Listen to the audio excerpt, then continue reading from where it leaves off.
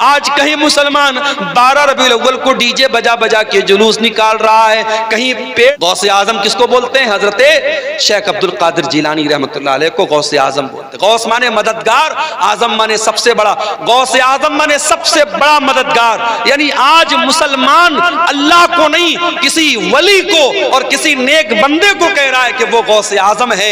और मुसलमान का ये अकीदा है कि अल्लाह का घर खाने काबा, जिसका सारी दुनिया के मुसलमान जाकर के तवाफ करते हैं, खाने काबा शेख अब्दुल कादिर जिलानी के घर का तवाफ करता है। मेरे प्यारे साथियों, ये अकीदा मुसलमान रख रहा है और मुसलमान का मौलवी बयान कर रहा है। और यही वो अकीदा था जिसके बारे में मौलाना अल्ताफ हुसैन हाली ने कहा था कि करे गैर गरबुत की पूजा तो काफिर, कवाकिब में माने करिश्मा तो काफिर, झुके आग पर बैर सजदा तो काफिर, जो ठहराए बेटा खुदा का तो काफिर। मगर मोमिनों पर कुशादा है राहें, परस्तिश करें शौक से जिसकी चाहें, नबी को जो चाहें खुदा कर दिखाएं, इमामों का रुतबा नबी से बढ़ाएं, मज़ारों पे जा जा के नजरें चढ़ाएं, शहीदों से जा जा के मांगे दुआएं, न तौहीद में कुछ कमी इससे आए, न इस्लाम बिगड़े न ईमान जाए। आज कहीं मुसलमान मुहर्रम पर ताजिया निकाल रहा है, आज कहीं मुसलमान 12 रबीउल अव्वल को डीजे बजा बजा के जुलूस निकाल रहा है, कहीं पेड़ के ऊपर जाकर के धागा बांध करके अपनी बिगड़ी बना रहा है, कहीं हाजी अली की दरगाह पे जाके अपना सर झुका रहा है, कहीं अजमेर में जाके चादर चढ़ा रहा है। ओ मेरे प्यारे भाइयों, अपने अकीदे की, अपनी तौहीद की हिफाजत करना। इस पेशानी को अल्लाह ताला ने सिर्फ अपने आगे झुकने के लिए बनाया है। इस पेशानी को सिर्फ अल्लाह के दर पे झुकाना, मदद मांगना तो अल्लाह से मदद मांगना, बिगड़ी बनाने वाला समझना तो अल्लाह को समझना। मेरे प्यारे साथियों, आज किसी गांव देहात में चले जाओ, नेपाल बॉर्डर पर चले जाओ, मोबाइल आपके पास मौजूद है लेकिन नेटवर्क काम नहीं करता है। मैं अभी नेपाल के इलाके में, बिल्कुल बॉर्डर के करीब के इलाके में गया, जियो का नेटवर्क मेरे मोबाइल पर नहीं आ रहा था। साथियों ने बताया कि मौलाना एयरटेल का नेटवर्क होगा तो शायद यहाँ काम करेगा, कहीं कहीं वो भी नेटवर्क काम नहीं करता है। दुनिया के बाज इलाके ऐसे हैं वहां आपके नेटवर्क काम नहीं करेंगे, वहां सारे नेटवर्क जाम हो जाएंगे, वहां हुकूमतों ने जैमर लगा दिया है। मेरे प्यारे साथियों, दुनिया के बहुत सारे ऐसे मकामात हैं जहां आपके मोबाइल का नेटवर्क काम नहीं करेगा, मगर मेरे अल्लाह का नेटवर्क तो हर जगह काम करता है। अल्लाह कुरान में कहता है, अम्मन युजीबुल मुज़्तर्र इज़ा दआहु व यक्शिफुस सू। ऐ मेरे बंदो, मेरे आगे तुम हाथ फैलाओ, मुझसे मांगो, मेरे सामने अपने हाथों को फैलाओ, मैं जरूर तुम्हारी दुआओं को सुनूंगा। अल्लाह के सिवा कौन है जो मुसीबत में फंसे हुए लोगों की मदद करता है? कौन है जो उनको मुसीबतों से निकालता है? हजरत यूनुस अलैहिस्सलाम को देखो, वो मछली के पेट में पहुंचे जहां दुनिया का कोई नेटवर्क नहीं पहुंच सकता, मछली के पेट में पहुंचे जहां तीन तीन अंधेरे हैं, समंदर के पानी का भी अंधेरा है, मछली के पेट का भी अंधेरा है और रात का भी अंधेरा है। तीन तीन अंधेरों में हजरत यूनुस ने अल्लाह को पुकारा, फनादा फिज़्ज़ुलुमाति अल्ला इलाहा इल्ला अंता सुब्हानका इन्नी कुन्तु मिनज़्ज़ालिमीन। हजरत यूनुस अलैहिस्सलाम ने मछली के पेट में अल्लाह को पुकारा, कहा अल्लाह तेरे सिवा मेरा कोई माबूद नहीं है, कोई मुश्किल कुशा नहीं है। ऐ अल्लाह, इस मछली के पेट में अगर मेरी फरियाद को सुन सकता है तो तू सुन सकता है। फनादा फिज़्ज़ुलुमात, उन्होंने तीन तीन अंधेरों में पुकारा, ला इलाहा इल्ला अंता, ऐ अल्लाह तेरे सिवा मेरा कोई माबूद नहीं है, सुब्हानका तू पाक है, इन्नी कुन्तु मिनज़्ज़ालिमीन, ऐ अल्लाह मैं जालिम हूँ। कुरान कहता है, फस्तजबना लहू व नज्जयनाहु मिनल गम्मी, हमने यूनुस की दुआ को सुन लिया और हमने यूनुस को गम से निकाल दिया। और ऐ मोमिनो, अगर तुम भी अल्लाह से इसी इखलास के साथ, इसी तौहीद के साथ दुआ करोगे, व कज़ालिका नुंजिल मुमिनीन, हम तुम्हारी दुआ को भी सुनेंगे। मेरे प्यारे साथियों, इखलास अपने अंदर पैदा करो, तौहीद अपने अंदर पैदा करो। आज मुसलमान इस तौहीद से दूर है। आज बुजुर्गों की कब्रों पर मुसलमान सर झुका रहा है। आज मज़ारों और कब्रों पर औरतें जा करके अपने ईमान और अपनी इस्मत का सौदा कर रही हैं। वो मेरी प्यारी माँ बहनों, हमेशा अपनी तौहीद की हिफाजत करना, मर जाना, कट जाना, जल जाना, अपनी तौहीद से कभी कोई समझौता न करना, अल्लाह के सिवा किसी और के आगे कभी हाथ न फैलाना, अल्लाह के सिवा किसी और की बड़ाई कभी न बयान करना, अपने ईमान और तौहीद पर कायम रहना। इसके बगैर आप समाज की इस्लाह नहीं कर सकते।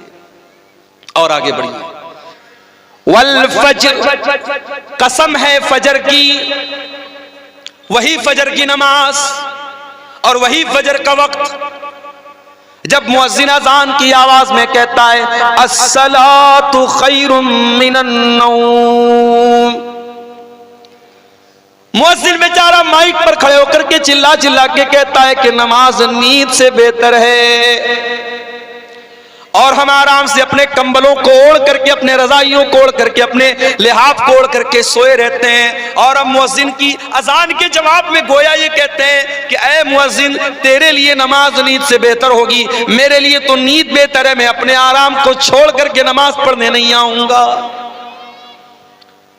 कभी कभी जब मैं सुबह निकलता हूं कहीं प्रोग्राम के लिए, मुझे हैरत होती है मेरे भाई, हाईवे के ऊपर मुसलमान नजर नहीं आता है।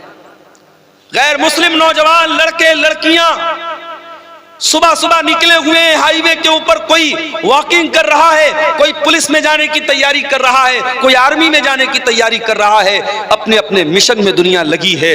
और मुसलमान नौजवान रात में फेसबुक चला करके, इंस्टाग्राम चला करके, इंटरनेट चला करके बेचारा वो सो रहा है, फजर में उठने के लिए तैयार नहीं। फजर का टाइम बड़ी बरकत वाला टाइम है। ओ दौलत कमाने वालों, ओ बड़े बड़े बिजनेस करने वालों, पैसा कमाने वालों, फजर की 2 रकात नमाज जो सुन्नत पढ़ी जाती है, अल्लाह के प्यारे नबी फरमाते हैं रकातल फजरी खैरुम मिनद दुनिया व मा फीहा, फजर की 2 रकात सुन्नत दुनिया की तमाम नेमतों से बेहतर है। दुनिया के अरबपति के पास भी वो दौलत नहीं है, खरबपति के पास भी वो दौलत नहीं है जो 2 रकात फजर की सुन्नत पढ़ लेता है। इतनी कीमती है 2 रकात ये सुन्नत फजर। इसीलिए अल्लाह के नबी फरमाते हैं मन सल्ला सुबह, जो फजर की नमाज जमात के साथ पढ़ता है, फहुवा फी ज़िम्मतिल्लाह, वो अल्लाह ताला की जिम्मेदारी में आ जाता है, वो अल्लाह की पनाह में आ जाता है, अल्लाह की सुरक्षा में आ जाता है। जब आप अपनी सुबह की शुरुआत ही फजर की नमाज में गायब रह के करते हैं, अल्लाह की सुरक्षा कहां से हासिल होगी, अल्लाह की हिफाजत कहां से हासिल होगी मेरे भाई। वल फजरी, कसम है फजर के वक्त की। अल्लाह के प्यारे नबी जब किसी लश्कर को भेजते थे तो फजर के टाइम भेजते थे और आप दुआ करते थे अल्लाहुम्मा बारिक li उम्मती फी बुकूरिहा, आय अल्लाह तो मेरी उम्मत के सुबह के टाइम में बरकत अता फरमा। तेरे नबी ने जिस टाइम की बरकत की दुआ की थी तो उस टाइम सोया पड़ा रहता है। फजर के वक्त की कसम खा करके अल्लाह ताला बता रहा है ये बड़ा ही बरकत वाला वक्त है, बड़ा ही सुहाना वक्त है, मैं इस वक्त की कसम खाता हूं। वलयालिन आश्र, और कसम है 10 रातों की। ये कौन सी 10 रातें? मुफस्सिरीन ने लिखा है, उलमा ने लिखा है, ये जिलहिज्जा की 1 तारीख से लेकर के 10 तारीख तक की 10 रातें। जिस तरीके से रमजान की आखिरी 10 रातों की बहुत फजीलत है, वैसे ही जिलहिज्जा के शुरू के 10 दिनों की बहुत फजीलत है। बल्कि कुछ हदीसों में अल्लाह के नबी फरमाते हैं कि साल भर में किसी नेकी का सवाब उतना ज्यादा नहीं मिलता है जितना इन 10 दिनों की नेकी का मिलता है। रमजान में तो थोड़ी बहुत हम लोग नेकी करते हैं, मगर जिलहिज्जा का जब महीना आता है, कोई बकरा खरीद रहा है, कोई बैल खरीद रहा है, कोई कुर्बानी का जानवर खरीद रहा है, बस उतना ही हम उसका ख्याल करते हैं। जिलहिज्जा के शुरू के 10 दिन बड़े कीमती हैं, अल्लाह ताला कसम खा रहा है। वल फजरी, कसम है फजर के वक्त की। वलयालिन अश्र, और कसम है 10 रातों की, वश्शफ़ी वल वत्री, और कसम है ताक की और जुफ्त की। ताक और जुफ्त समझते हैं, जिसको इंग्लिश में ऑड एंड इवन बोलते हैं। पता नहीं आपके बंगला में या शेरशाबादी भाषा में उसको क्या बोलते हैं। हमारे यहाँ बनारस की भाषा में बोलते फुट और जोड़ा। 2 है तो जोड़ा, 1 है 3 है तो फुट बोलते हैं उसको। आपके यहाँ क्या बोलते हैं? जोड़ बेजोड़। जोड़ बेजोड़ की कसम खा रहा अल्लाह ताला। अल्लाह ताला बेजोड़ है, एक है, वो 2 नहीं हो सकता। दुनिया की हर चीज का जोड़ा मौजूद है। जमीन का जोड़ा आसमान, अंधेरे का जोड़ा उजाला, लड़के का जोड़ा लड़की, हाथ का जोड़ा पैर, हर चीज का जोड़ा मौजूद है। हर चीज का कोई ना कोई अपोजिट मौजूद है। लेकिन अल्लाह तबारक व तआला एक ऐसी जात है, उसका कोई जोड़ा नहीं। वश्शफ़ी वल वत्री, कसम है जोड़ की और बेजोड़ की, ताक की और जुफ्त की। वल्लैलि इज़ा यस्र, और कसम है रात की, जब रात अपना सफर तय करने लगती है, रात गुजरने लगती है। आज की रात भी गुजर रही है। मैं आपके इलाके में अभी आ रहा था, मेरी अहलिया का फोन आया, बात होने लगी, पूछ रही थी पहुंचे नहीं पहुंचे। अचानक जैसे 12 बजा घड़ी में तेज तेज पटाखे की आवाज आने लगी। मेरी अहलिया कहने लगी लग रहा है कोई बारात वारात आई है, कोई मामला है। मैंने कहा बारात वारात नहीं आई है, 31 दिसंबर की रात है आज। सारी दुनिया में जश्न मनाया जा रहा है, नए साल का इस्तिकबाल हो रहा है। कैसे? शराब पी करके, आतिशबाजी करके, जिना करके, नंगी औरतों को नचा करके, होटलों में अय्याशी करके ये नया साल का जश्न मनाया जा रहा है। और ये नया साल का जश्न सिर्फ ईसाई नहीं मना रहा है, सिर्फ क्रिश्चियन नहीं मना रहा है, सिर्फ अंग्रेज नहीं मना रहा है, ये ला इलाहा इल्लल्लाह और मुहम्मद रसूलुल्लाह पढ़ने वाला भी मना रहा है।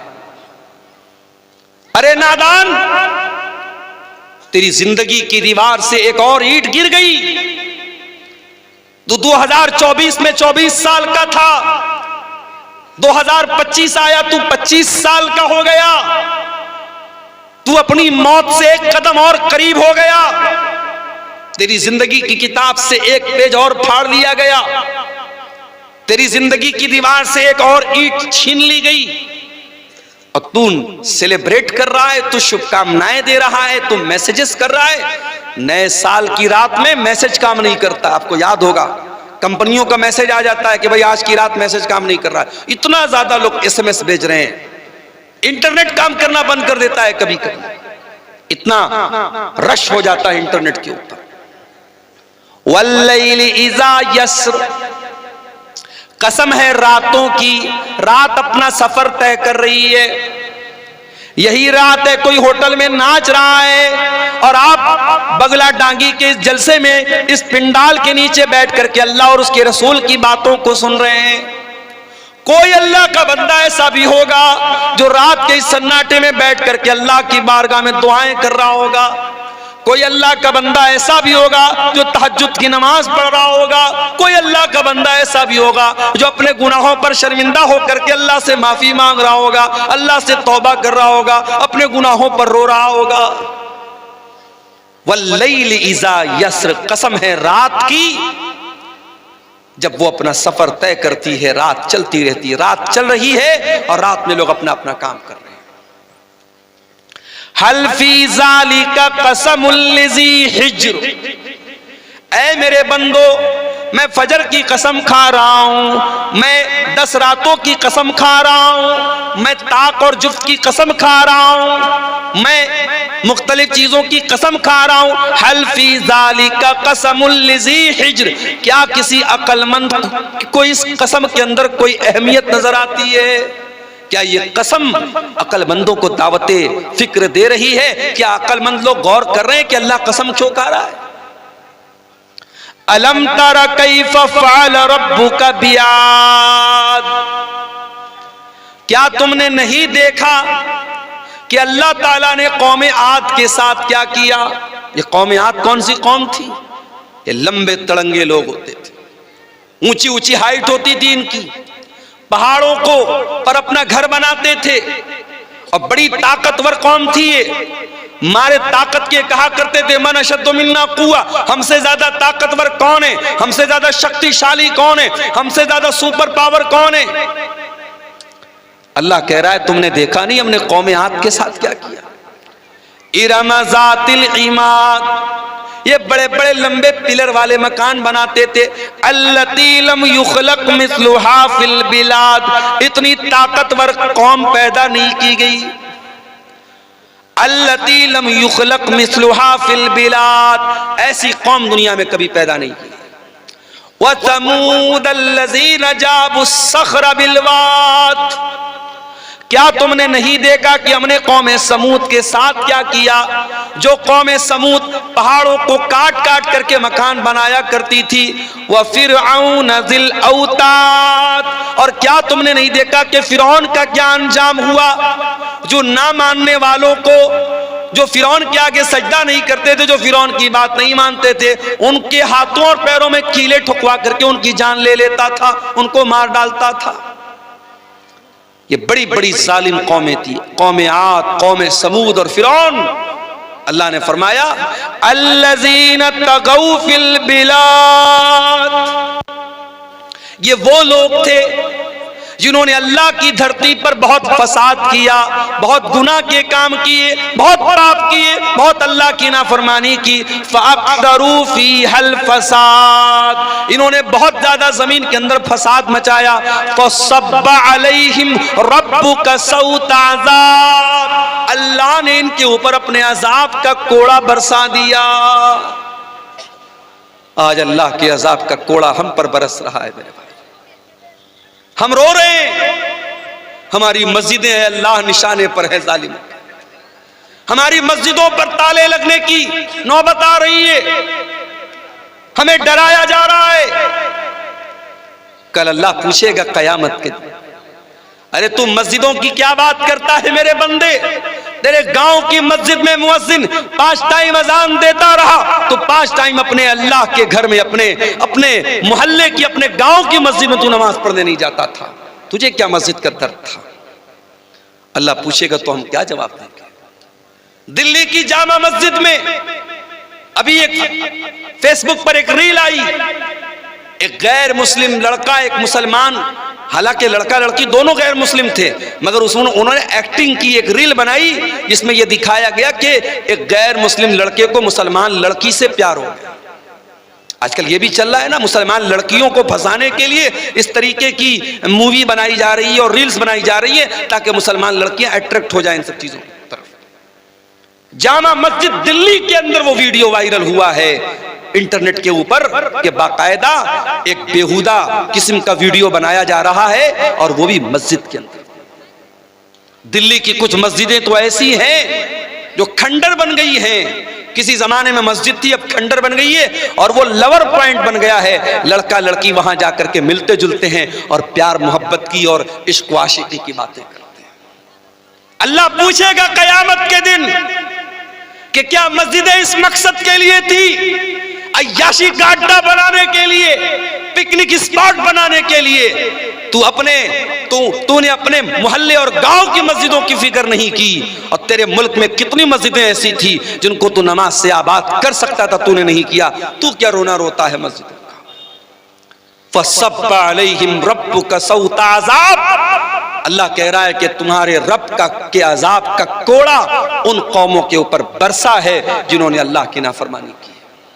अगर कौम आद ने अल्लाह की नाफरमानी की, कौम समूद ने अल्लाह की नाफरमानी की, फिरौन ने अल्लाह की नाफरमानी की और उनके ऊपर अल्लाह का अजाब आया, तो हम कोई दूध के धुले नहीं है, हम पर भी अल्लाह का अजाब आएगा अगर हमने गुनाह को दावत दी। मेरे प्यारे साथ, माशाअल्लाह हाजी साहब चेहरे पर भरपूर दाढ़ी भी रखे हुए हैं, माथे पर सजदे का निशान भी है, 5 टाइम के नमाजी भी हैं।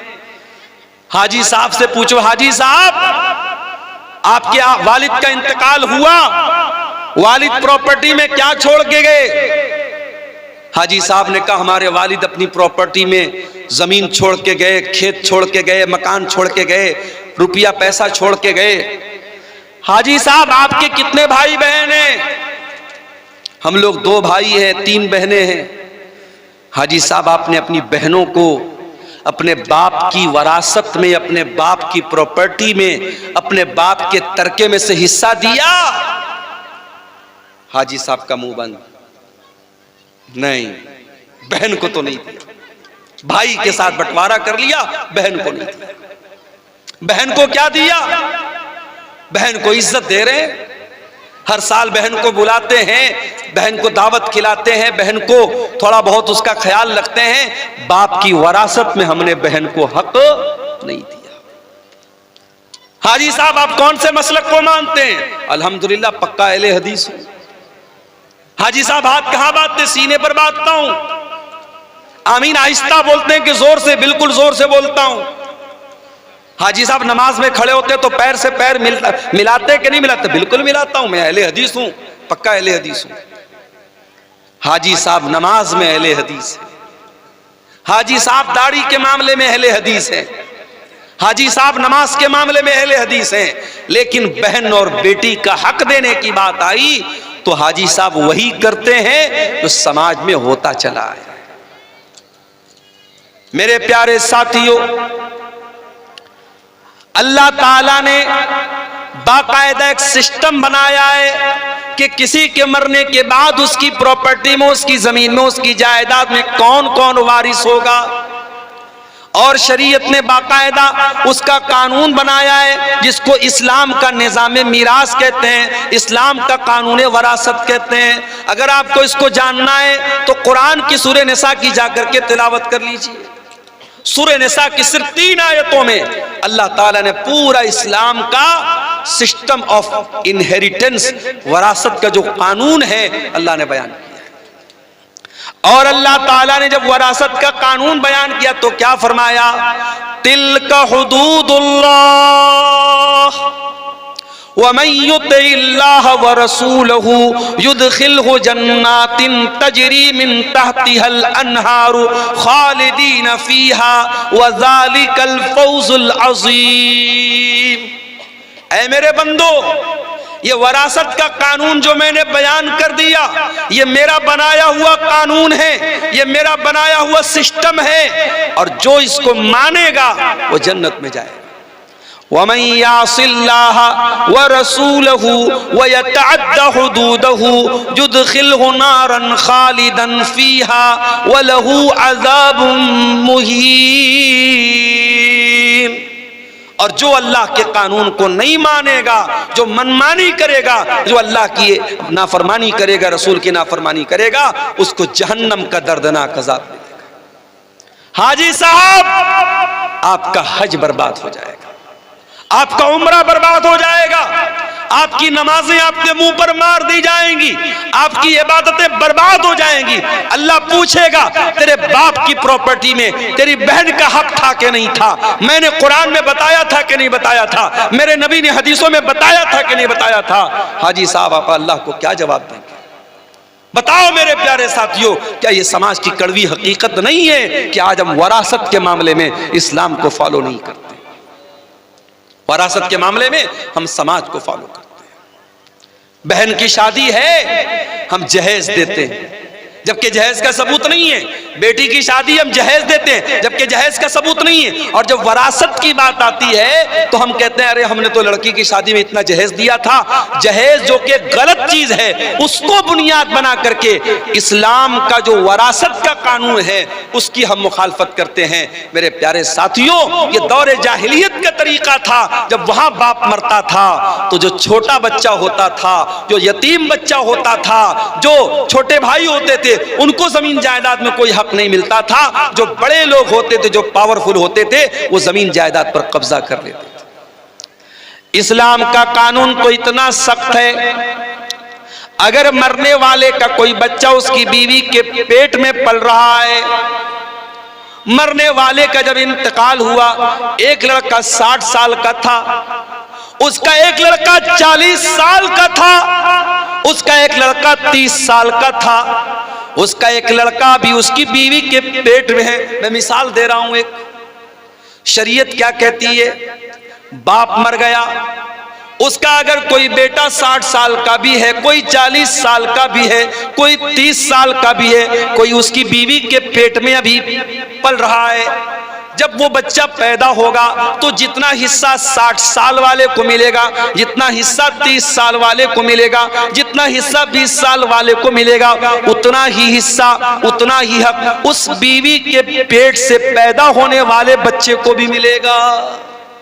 यह है अल्लाह का बनाया हुआ कानून, ये अल्लाह का बनाया हुआ निजाम है। ताकत के बल पे और अपने जिस्मानी ताकत के बल पर कोई अपने बाप की वरासत नहीं पाता है, बल्कि रिश्ते की बुनियाद पर जो मरने वाले से जितना करीब है और जिसका जैसा रिश्ता है उस हिसाब से उसका हिस्सा बनता है। और आगे बढ़िए, इसी समाज में हम देखते हैं लड़की पैदा हुई, बाप की पेशानी पर बल पड़ गए, ये लड़की कहां से आ गई।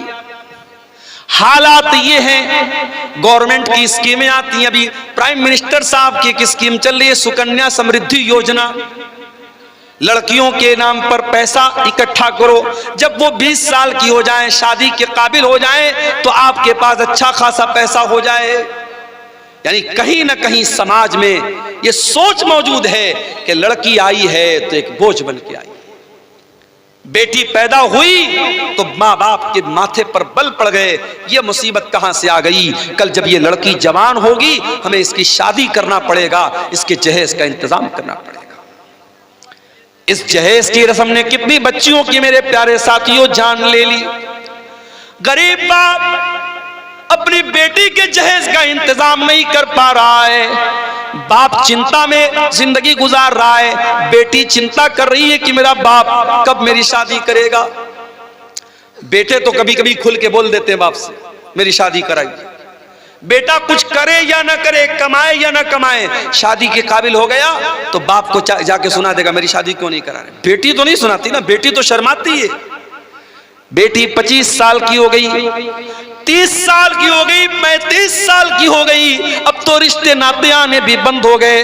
मेरे प्यारे साथियों, इस जहेज की रस्म की वजह से कितनी लड़कियों की जवानी बर्बाद हो गई, उनको रिश्ते नहीं मिल रहे।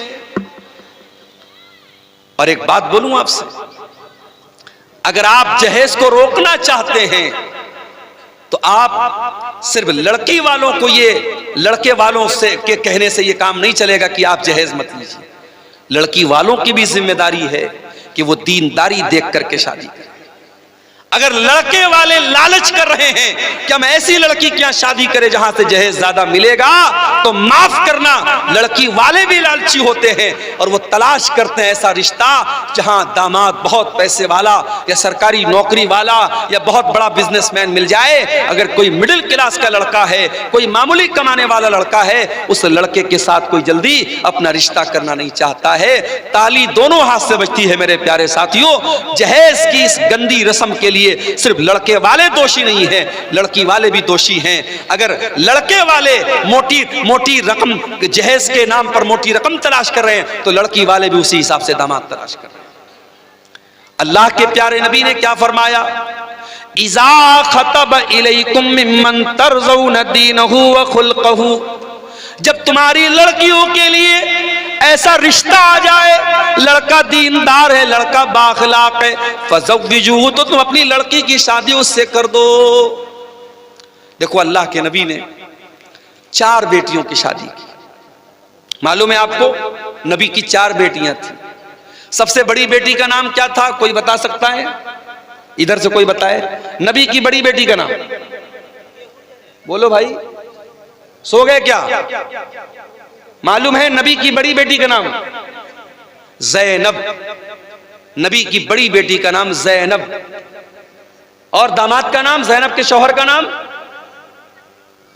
बोलो, नहीं मालूम? क्या तकरीर सुनते हैं आप लोग? तकरीर सुन सुन के बूढ़े हो गए और आज तक नबी की बेटियों का नाम नहीं मालूम, नबी के दामादों का नाम नहीं मालूम। नबी की बड़ी बेटी का नाम ज़ैनब और ज़ैनब के शौहर का नाम था अबुल आस। बिन रबी रजी अल्लाह ताला। नबी की दूसरी बेटी नाम था रुकैया, उनके शौहर का नाम उस्मान गनी। रुकैया का इंतकाल हो गया, नबी ने अपनी तीसरी बेटी की शादी हजरत उस्मान से कर दी। तीसरी बेटी का नाम था उम्मे कुलसूम, इनकी शादी हुई हजरत उस्मान से। दुनिया में हजरत उस्मान इकलौते ऐसे इंसान हैं जिनकी शादी में, जिनके निकाह में नबी की 2 बेटियां आई हैं। और रुकैया उनकी भी शादी हुई, और रुकैया का जब इंतकाल हुआ तो उम्मे कुलसूम की शादी हजरत उस्मान गनी से। और नबी की सबसे छोटी बेटी, सबसे चौथे नंबर की बेटी का नाम था फातिमा, उनकी शादी किससे हुई? हजरत अली से। मेरे प्यारे साथियों, नबी ने अपने बेटियों के रिश्ते करने में दीनदारी देखी है। नबी ने रुपया पैसा नहीं देखा है, नबी ने जमीन और जायदाद नहीं देखी। आपने सबसे लाडली बेटी, सबसे छोटी बेटी हजरत फातिमा का जब निकाह तय किया हजरत अली के साथ, हजरत अली के पास कुछ भी नहीं था। आपने अली से पूछा, क्या अली तुम्हारे पास क्या है? कहा, अल्लाह के नबी मेरे पास एक घोड़ा है, एक ज़रा है। आपने कहा कि घोड़ा अपने पास रखो, ज़रा बेच दो। ज़रा बोलते थे लोहे की एक ड्रेस होती थी जो जंग के मैदान में लोग पहनते थे। अल्लाह के नबी के हुक्म से हजरत अली ने वो अपनी ज़रा बेच दी, जिसको उस्मान गनी ने 380 दिरहम में खरीदा। और उसी पैसे से अल्लाह के नबी ने हजरत अली से कहा कि महर का इंतजाम करो, क्योंकि हजरत अली अल्लाह के नबी के दामाद भी थे, और हजरत अली किसके बेटे थे? अबू तालिब के बेटे थे। और अबू तालिब कौन थे? नबी के चचा थे। तो नबी ने अपने चचा के इंतकाल के बाद हजरत अली को अपनी परवरिश में ले लिया था। तो हजरत अली के गार्जियन भी अल्लाह के नबी थे, तो इसलिए आप हजरत अली के बाप की हैसियत से भी ये शादी करा रहे थे। आपने हजरत अली से कहा तो महर का इंतजाम करो।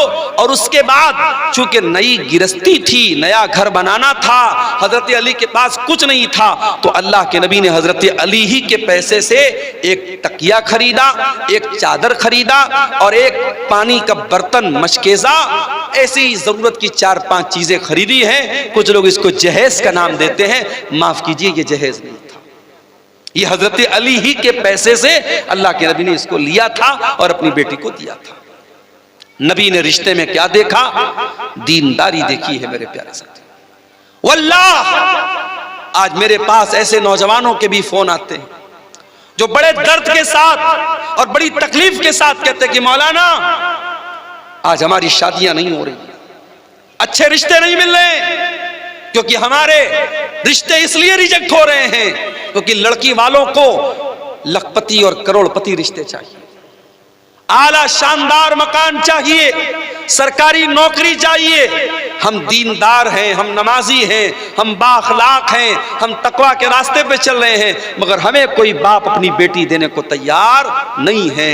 मेरे प्यारे साथियों, जहेज की इस गंदी रस्म को अगर खत्म करना है तो हमें और आपको रिश्ते नाते में दीनदारी को लाना पड़ेगा। अल्लाह के नबी के एक सहाबी थे, उनका नाम था जुलैबीब रजी अल्लाह ताला अन्हु। जुलैबीब बड़े हंसी मजाक करने वाले सहाबी थे। वो अल्लाह के नबी के पास आते थे, हंसी मजाक करते थे, अल्लाह के नबी को हंसाया करते थे। जुलैबीब रजी अल्लाह ताला अन्हु के चेहरे पर चेचक के कुछ दाग भी थे, उनके चेहरे पर कई दाग थे, वो ज्यादा खूबसूरत भी नहीं थे, काले कलूटे थे। एक मर्तबा अल्लाह के प्यारे नबी ने हजरत जुलैबीब से पूछा कि ऐ जुलैबीब, क्या तुम्हारी शादी हो गई है? जुलैबीब ने कहा नहीं है अल्लाह के नबी, मेरी शादी तो नहीं हुई है। आपने कहा क्यों शादी क्यों नहीं कर रहे हो? कहा अल्लाह के नबी, मैं गरीब आदमी हूं, मेरे चेहरे पर चेचक के दाग भी निकले हुए हैं, मैं काला कलूटा भी हूं, मुझे अच्छा रिश्ता नहीं मिलेगा, इसलिए मैं शादी नहीं कर पा रहा हूं। आपने कहा कोई बात नहीं, हम तुम्हें एक अच्छा रिश्ता दिलाएंगे, हम तुम्हारी शादी करेंगे। कुछ दिनों के बाद अल्लाह के नबी के पास एक अंसारी साहबी आते हैं, अय अल्लाह के नबी, मेरी बहुत खूबसूरत एक बेटी है, मैं अपनी बेटी के लिए एक अच्छा रिश्ता तलाश कर रहा हूँ। मेरी बेटी बहुत नेक है, दीनदार है, 5 टाइम की नमाजी है, मुत्तकी और परहेजगार है मेरी बेटी। अय अल्लाह के नबी, मैं अपनी बेटी का निकाह करना चाहता हूँ, अगर कोई अच्छा रिश्ता हो तो बता दे। आपने कहा कि आपकी बेटी के लिए एक रिश्ता मेरे पास है। सहाबी बहुत खुश हो गए, कहा अल्लाह के नबी जल्दी बताइए किसका रिश्ता है। आपने कहा हम तुम्हारी बेटी की शादी जुलैबीब से करना चाहते हैं। सहाबी जानते थे जुलैबीब को, सहाबी के माथे पर बल पड़ गया, लेकिन चूंकि अल्लाह के नबी की बात थी इसलिए कुछ कह भी नहीं सकते थे।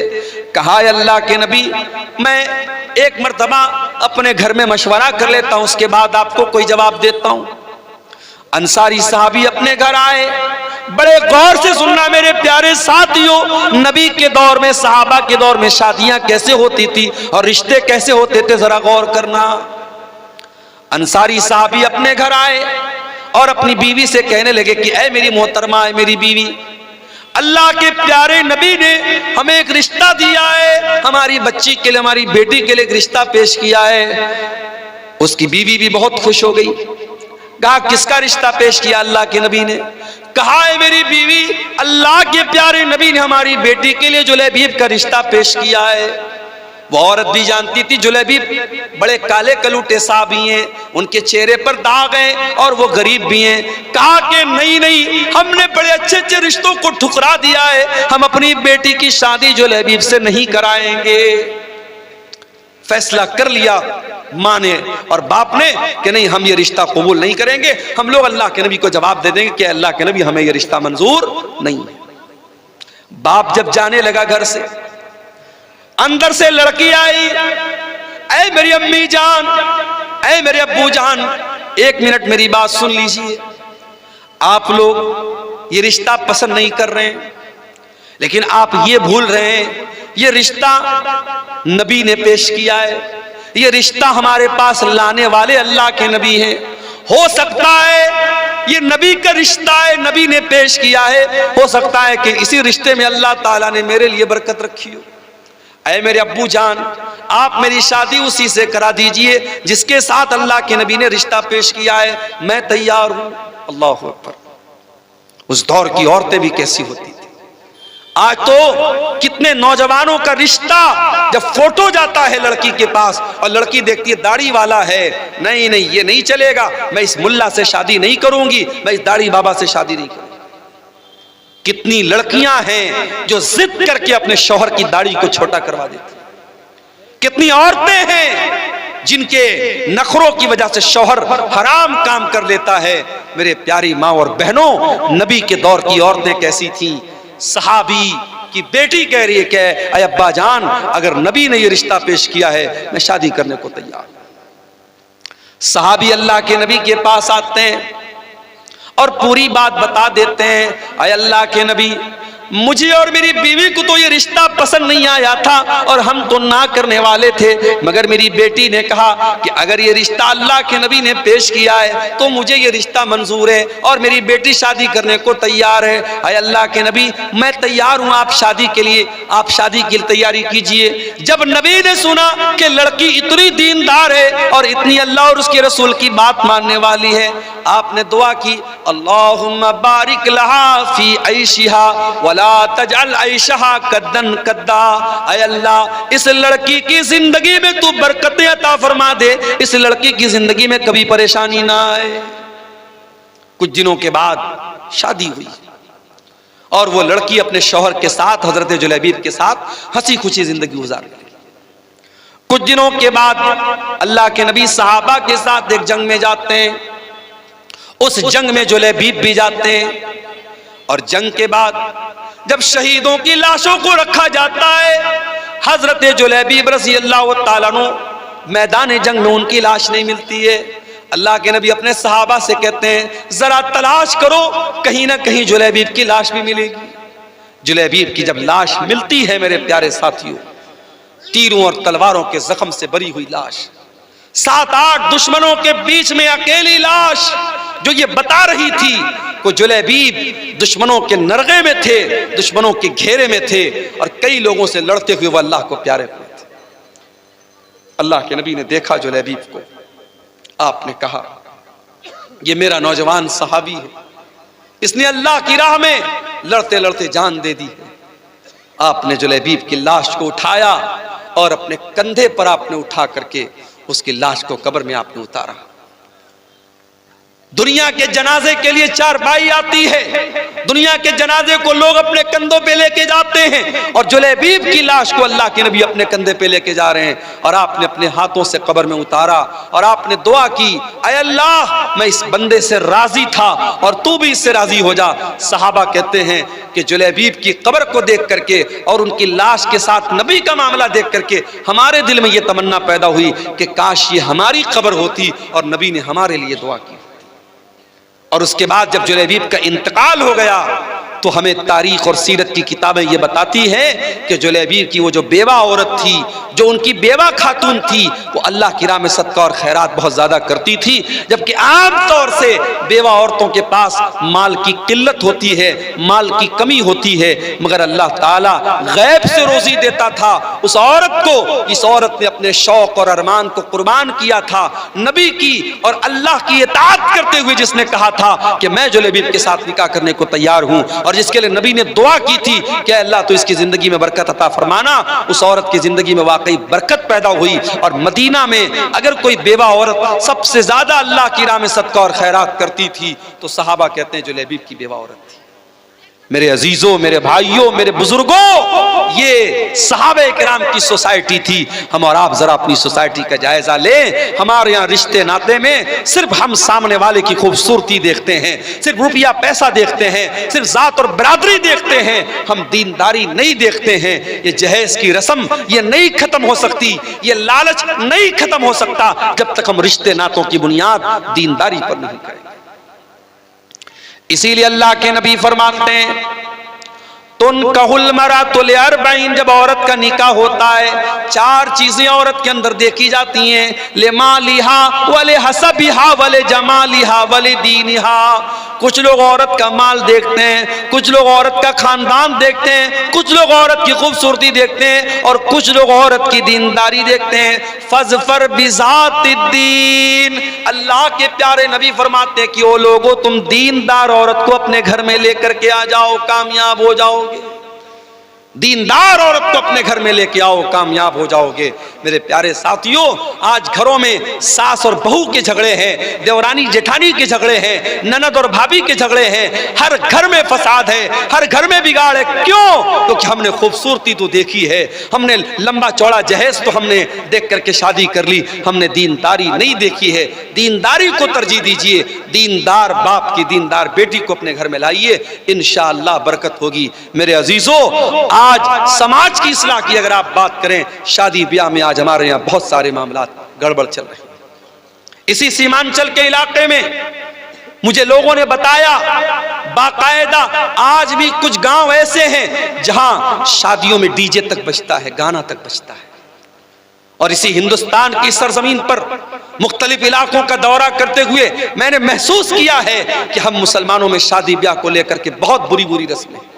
अभी मुंबई में परसों में गया था, जहां उलमा को ठहरने का इंतजाम किया गया था। एक मैरिज हॉल था, एक शादी हॉल था, ऊपर उलमा का के रहने का इंतजाम किया गया था, नीचे कोई शादी हुई थी, मुसलमान की शादी थी, और सामने जहेज, सामने जो मंडप लगा हुआ था, मंडप में दुल्हन जो है सज करके संवर करके और लहंगा वगैरह पहन करके और मेकअप वगैरह करके बैठी हुई थी, और रिश्तेदार सब आ रहे हैं, मर्द भी आ रहे हैं, औरतें भी आ रही हैं, और सब उसको देख रहे हैं।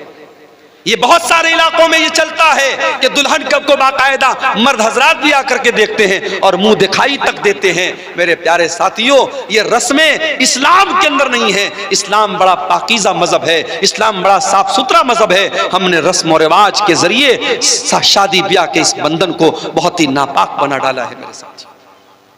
और फजूल खर्ची अल्लाह की पनाह है। फजूल खर्ची तो इस कदर हो रही है शादी के मौके पर जिसकी कोई हद नहीं है। कोई बारात पर पैसे लुटा रहा है, कोई अपनी बेटी को सोने से तौल रहा है, कोई बारातियों पर नोटों की गड्डियां बरसा रहा है, कोई आतिशबाजी पर पानी की तरह पैसे खर्च कर रहा है। वो उम्मत जिसके बच्चे आज भूखे प्यासे तड़प रहे हैं, जिसके गरीब बच्चे आज पैसे की कमी की वजह से अपनी पढ़ाई पूरी नहीं कर पा रहे हैं, जिस उम्मत की कितनी गरीब लड़कियां शादी का इंतजाम न होने की वजह से शादी नहीं कर पा रही हैं, उस उम्मत में पैसे वाले लोग अपनी लड़के और लड़कियों की शादी पर बेतहाशा पैसे खर्च करते हैं।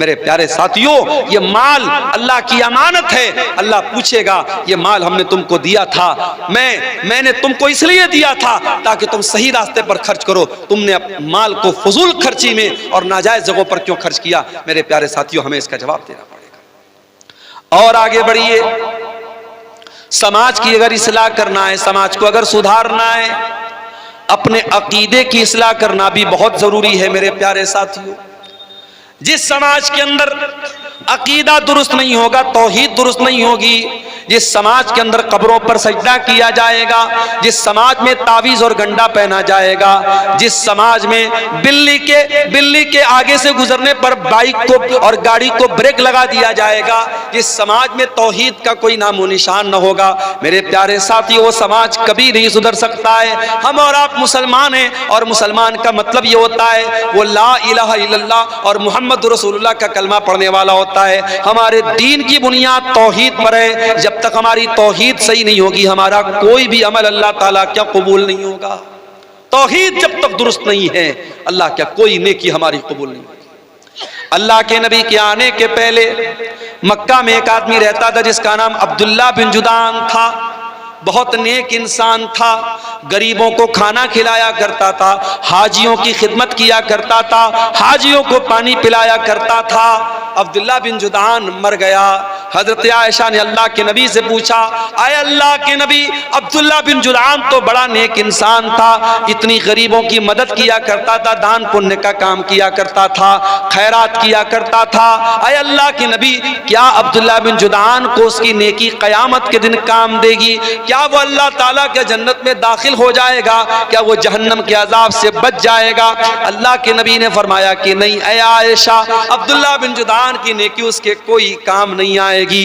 ऐ आयशा, अब्दुल्ला बिन जुदान ने कभी ये नहीं कहा था रब्बी ग़फ़िरली ख़तीअती यौमद्दीन, ऐ मेरे परवरदिगार तू मुझे कयामत के दिन अपने अजाब से बचा लेना।